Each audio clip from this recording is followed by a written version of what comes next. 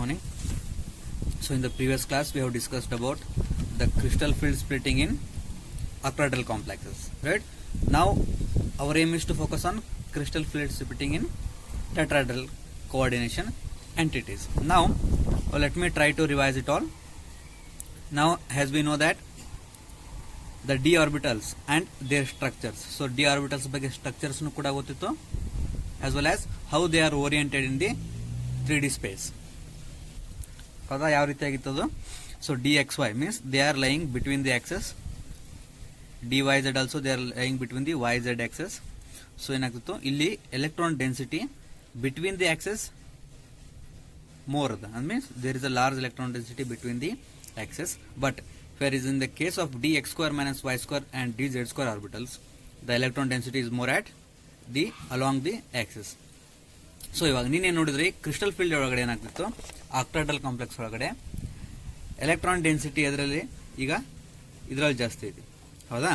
So ಇವಾಗ crystal field energy ನಾವು ಅದನ್ನ ಡಿರೈವ್ ಮಾಡಿದಾಗ ಏನಾಗ್ತೈತಿ, if ligand approaches to these kinds of orbitals, ಅವಾಗ ಏನಾಗ್ತೈತಿ, ಇಲ್ಲಿ ಎಲೆಕ್ಟ್ರಾನ್ ಡೆನ್ಸಿಟಿ ಜಾಸ್ತಿ ಇರೋ ಸಂಬಂಧ ಏನಾಗ್ತೈತಿ, ನಾವು these are going to get some kind of energy and move to the higher energy level, whereas dxy electron density is between the axes, so these are going to experience less electron repulsion. ಇಲ್ಲಿ electron repulsion ಜಾಸ್ತಿ ಆಗ್ತೈತಿ, ಇಲ್ಲಿ electron repulsion ಕಡಿಮೆ ಆಗ್ತೈತಿ. ಒಂದ್ ವೇಳೆ ligand ಇಲ್ಲಿ approach ಆದ್ರೆ electron density ಏನಾಗ್ತೈತಿ, ಜಾಸ್ತಿ ಆಗ್ತದೆ. ಈಗ ಒಂದ್ ವೇಳೆ ಎಲೆಕ್ಟ್ರಾನ್ ಇಲ್ಲಿ ಅಲಾಂಗ್ ದ ಆಕ್ಸಿಸ್ ಬಂದಾಗ ಏನಾಗ್ತೈತಿ, but in the metal ion ಇಲ್ಲೆಲ್ಲದ electron density between the axis ಐತಿ, ರಿಪಲ್ಷನ್ ಏನಾಗ್ತದ compare to these two, in these three electron repulsion will be less, hence electron density is also going to be less. Avaga enagtu, now they split it into two, that is dx square minus y square goes up into easy set of orbitals, whereas dxy, yz and dzx get into lower energies, that is t2g orbitals. Now these ligands, which are high speed complexes and low spin complexes, are given into different kinds of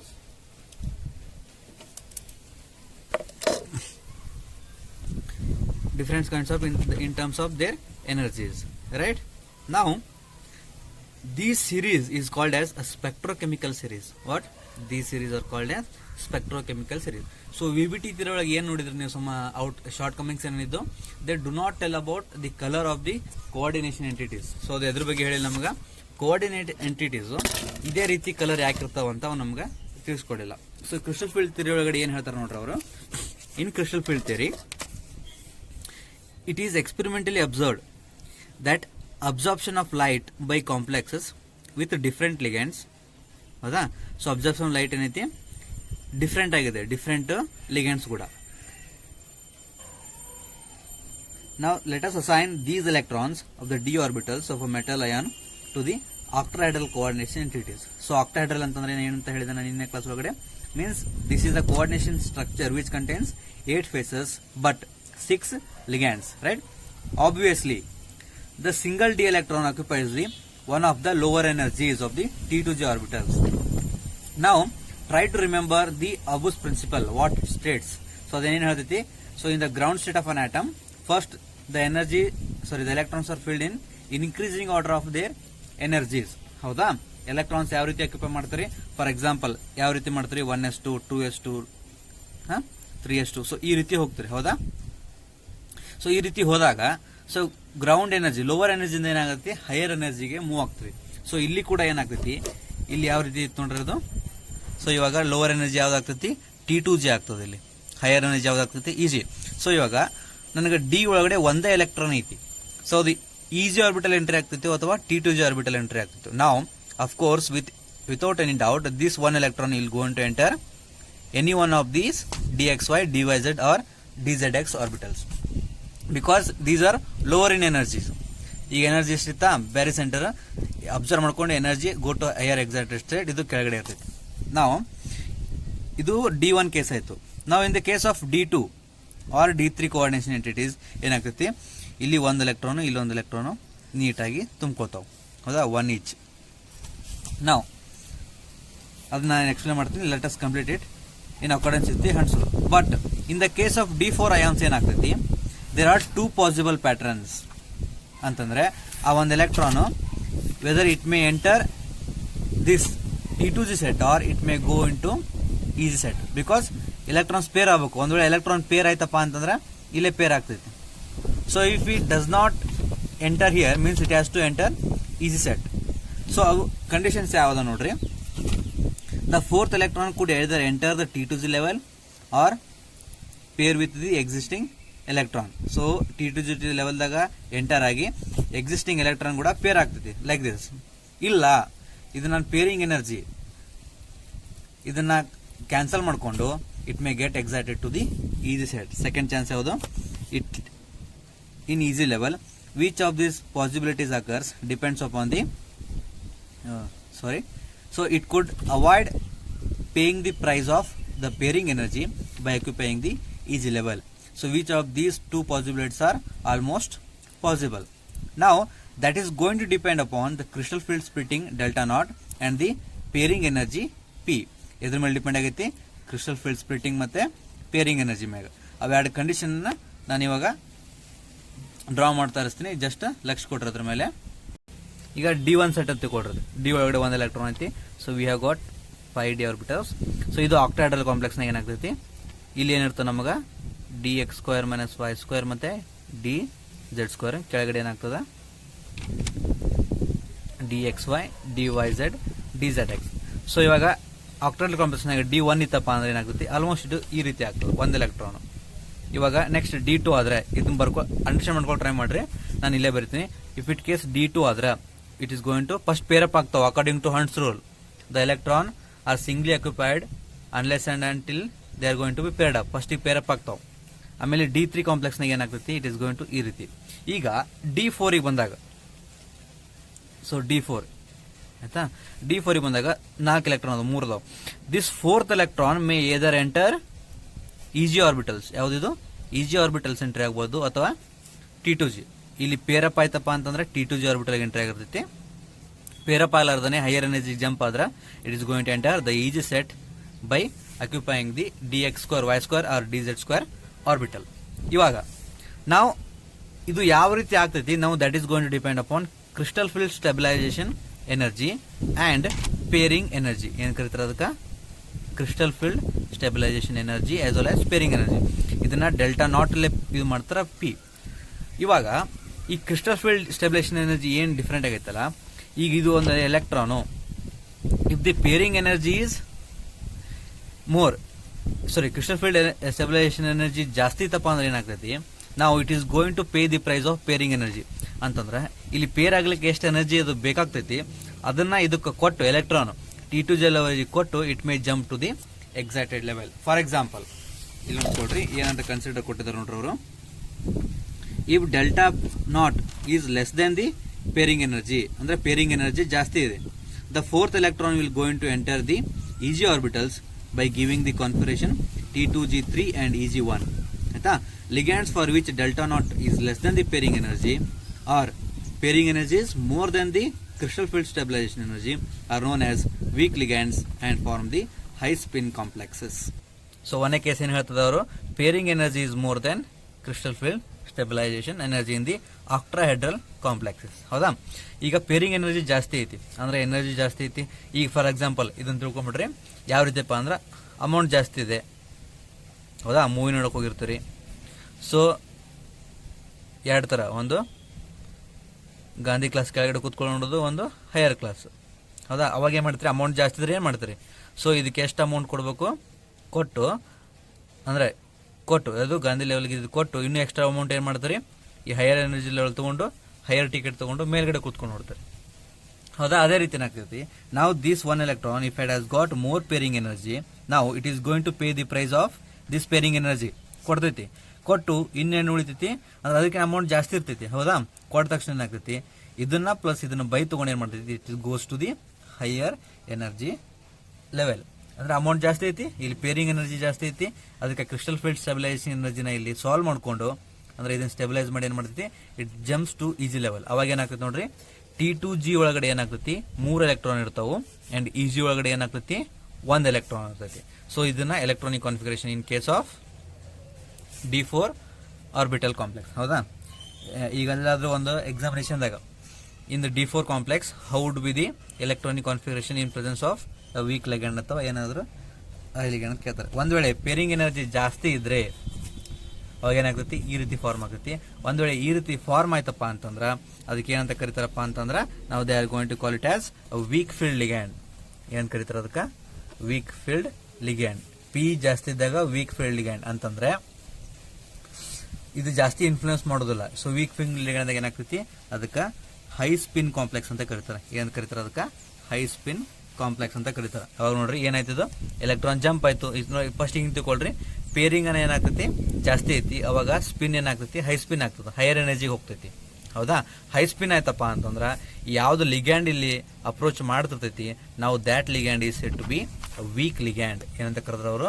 weak ligand ಅಂತ ಕರೆದ್ರು. ಹೌದಾ, ನಾವು next case, ಒಂದ್ ವೇಳೆ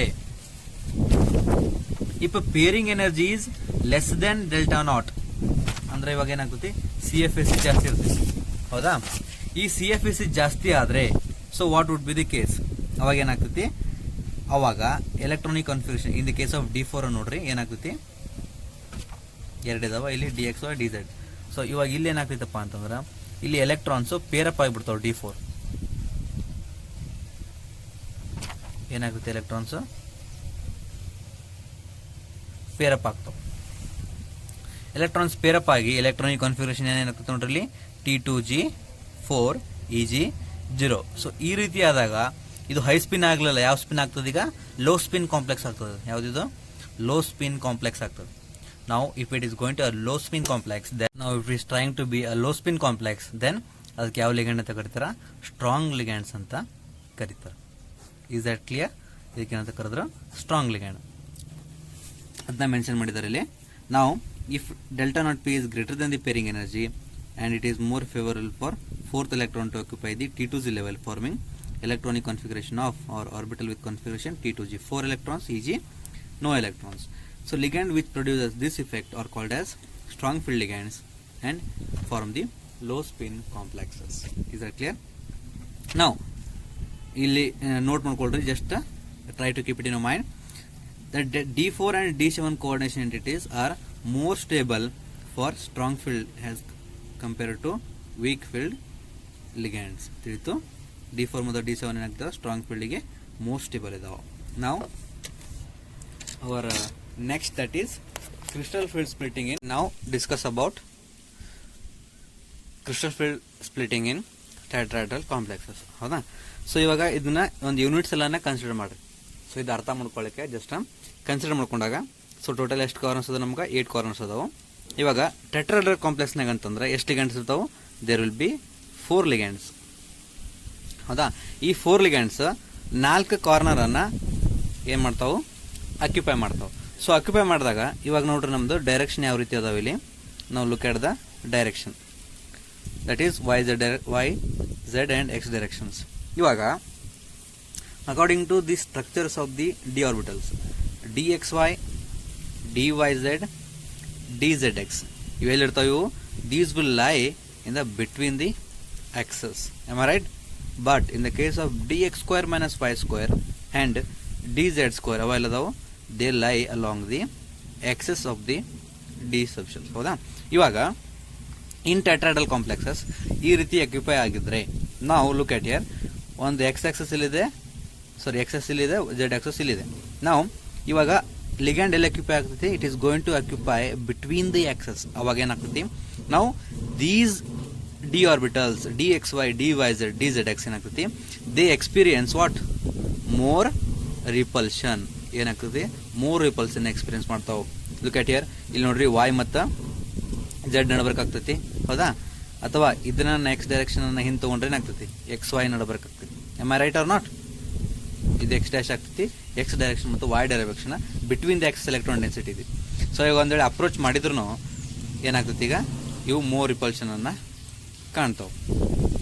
ಹೌದಾ, ಯಾಕಂದ್ರೆ structure ರೀತಿ ಐತಿ. ಈ ಲಿಗ್ಯಾಂಡ್ಸ್ ಅಪ್ರೋಚ್ ಮಾಡಿದಾಗ ಇವು ಜಾಸ್ತಿ ಎಲೆಕ್ಟ್ರಾನ್ ರಿಪಲ್ಷನ್ ಅನ್ನ ಕಾಣ್ತಾವ. ಬಟ್ ಇವಾಗ dx² - y² ಇರ್ತಾವ ಅಲಾಂಗ್ ದಿ ಆಕ್ಸಸ್ ಐತಿ. ಈಗ ಒಂದ್ ವೇಳೆ ಲಿಗ್ಯಾಂಡ್ ಇಲ್ಲಿ ಅಪ್ರೋಚ್ ಮಾಡಿದ್ರು ಏನಾಗುತ್ತೆ, they do not experience much any kind of repulsion. ಅವಾಗ ಏನಾಗ್ತೈತಿ, ದೀಸ್ ಡಿ ಆರ್ಬಿಟಲ್ಸ್ ಅವಾಗ ಏನಾಗ್ತೈತಿ, ಇವೇನಾಗ್ತಾವ ಸ್ಪೆರಿಕಲ್ ಫೀಲ್ಡ್ ಒಳಗಡೆ ಏನಿರ್ತೈತಿ ಇಕ್ವಿವೆಲೆಂಟ್ ಎನರ್ಜಿ ಇರ್ತದೆ, ಹೌದಾ. But in the case of this tetrahedral complex ಏನಾಗ್ತೈತಿ, ಇವಾಗ 3 ರಿಪಲ್ಷನ್ ಇದಾಯ್ತು ಅಂದ್ರೆ ಏನಾಗ್ತೈತಿ, d x y, d y z, d z x ಮತ್ತು d x square minus y square ಕೆಳಗಡೆ ಸ್ಪ್ಲಿಟ್ ಅಪ್ ಆಗ್ತಾವೆ, ಹೌದಾ. ಇವ್ಯಾವು d x square minus y square, d z square, ಇವ್ಯಾವು d x y, d y z, d z x, ಹೌದಾ.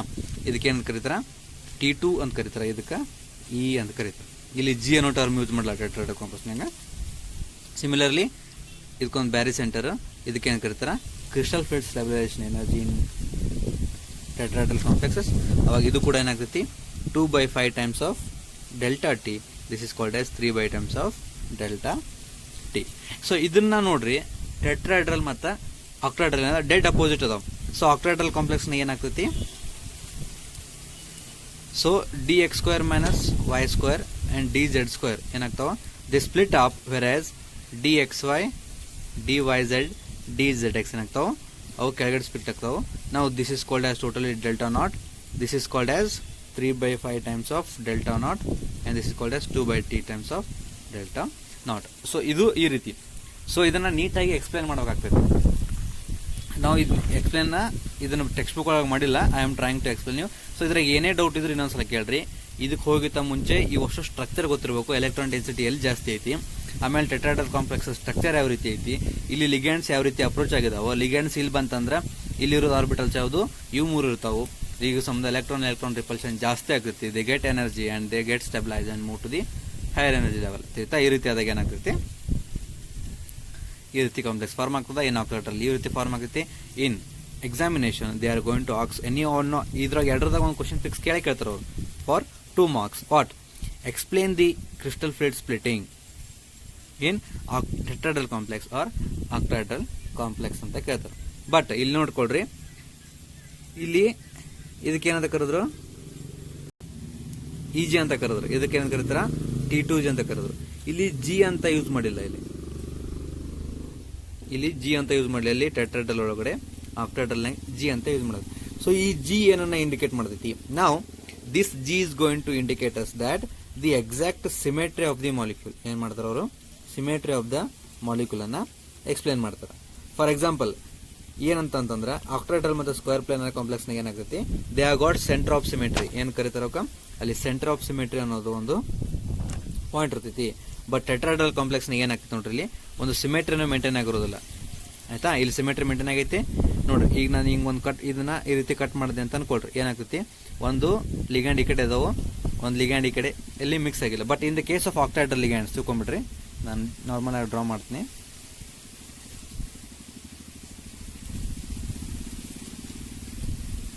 So 1 2 3 4 5 6 ligands ಅದಾವ. So ಇದನ್ನ ನೀವು ಹೆಂಗಾರು ಕಟ್ ಮಾಡ್ರಿ ಏನಾಗ್ತೈತಿ, ಈ ರೀತಿ ಕಟ್ ಮಾಡಿದ್ರೆ ಏನಾಗ್ತೈತಿ, ಒಂದು 2 ಲಿಗ್ಯಾಂಡ್ ಈ ಕಡೆ, ಒಂದು 2 ಈ ಕಡೆ ಲಿಗ್ಯಾಂಡ್. ಸೊ ಇವು ಅರ್ಧ ಅರ್ಧ ಕಟ್ ಆಗ್ತಾವೆ. ಸೊ ಅವಾಗ ಏನು ಮೇಂಟೈನ್ ಆಗ್ತದೆ, ಇಲ್ಲಿ ಸಿಮೆಟ್ರಿ ಮೇಂಟೈನ್ ಆಗ್ತದೆ, ಅಲ್ಲಿ ಕಟಿಂಗ್ ಮಾಡ್ಬಿಟ್ಟು. But in square planar complex ಅಂತಂದ್ರೆ ಏನು, ಈ ರೀತಿ ಸ್ಕ್ವೇರ್ ಪ್ಲೇನರ್, ಸ್ಕ್ವೇರ್ ಐತಿ ಪ್ಲೇನರ್ನಾಗ ಅದಾವು.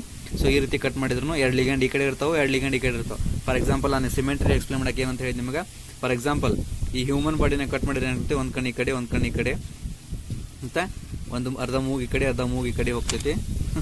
ಸೊ ಅರ್ಧ ಬಾಯಿ ಈ ಕಡೆ. ಸೊ ಈ ರೀತಿ ಸಿಮೆಟ್ರಿ ಮೇಂಟೈನ್ ಆಗ್ತದೆ, ಈಕ್ವಲ್ ಆಗಿ ಡಿಸ್ಟ್ರಿಬ್ಯೂಷನ್ ಆಗಿರ್ತೈತಿ. ಸೊ ಈ ಕಡೆ 2 ಲಿಗ್ಯಾಂಡ್ಸ್, ಇದು ಈ ಕಡೆ 2, ಯಾವ್ದಿದು ಸ್ಕ್ವೇರ್ ಪ್ಲೇನರ್ ಕಾಂಪ್ಲೆಕ್ಸ್, ಇದರ ಯಾವ್ದಿದು ಆಕ್ಟಾಹೆಡ್ರಲ್ ಕಾಂಪ್ಲೆಕ್ಸ್ ನ ಕೂಡ ಏನಾಗ್ತೈತಿ, ಸಿಮೆಟ್ರಿ ಮೇಂಟೈನ್ ಆಗೈತಿ. ಸೊ ಈ ಸಿಮೆಟ್ರಿ ಮೇಂಟೈನ್ ಆಗೋ ಸಂಬಂಧ ಇಲ್ಲಿ ಜಿ ಅಂತ ಯೂಸ್ ಮಾಡಿದಾರೆ. ಏನಂತ ಯೂಸ್ ಮಾಡಿದಾರೆ, ಅಲ್ಲಿ ಜಿ ಅಂತ ಯೂಸ್ ಮಾಡಿದಾರೆ. But in the case of tetrahedral complex ಏನಾಗ್ತೈತಿ, ದೇರ್ ಇಸ್ ನೋ ಸಿಮೆಟ್ರಿ. ನಾವು try to split it anyway, ಅವಾಗ ಏನಾಗ್ತೈತಿ, there is no equal distribution of any kind of ligands over here. So ಅವಾಗ ಏನಾಗ್ತೈತಿ, ಅಲ್ಲಿ G ಅನ್ನೋ term ಅನ್ನ use ಮಾಡೋದಿಲ್ಲ. ನಾವು this is all about the crystal field splitting in octahedral complexes and tetrahedral complexes. ಇದ್ರಾಗ ಇನ್ನೊಂದು ಪಾಯಿಂಟ್ ನೋಟ್ ಮಾಡ್ಕೋಬೇಕು ಏನಂದ್ರೆ, always delta t is equal to 4/9 times of delta naught ಅಂತ. ಇದೊಂದು ಪಾಯಿಂಟ್ ಅನ್ನ ನೆನ್ಪಿಟ್ಕೊಡ್ರಿ. ಇದು crystal field stabilisation energy of tetrahedral is equal to 4/9 times of delta naught. ಅಂದ್ರೆ it is always going to be less, ಆಯ್ತಾ, compare to the octahedral complexes. ಆಮೇಲೆ ಇವೆರಡು just ಉಲ್ಟಾ ಇರ್ತಾವೆ. ಫಸ್ಟ್ ಒಂದು ನೆನ್ಪಿಟ್ಕೊಳ್ರಿ, ಆಕ್ಟಾಹೆಡ್ರಲ್ದ.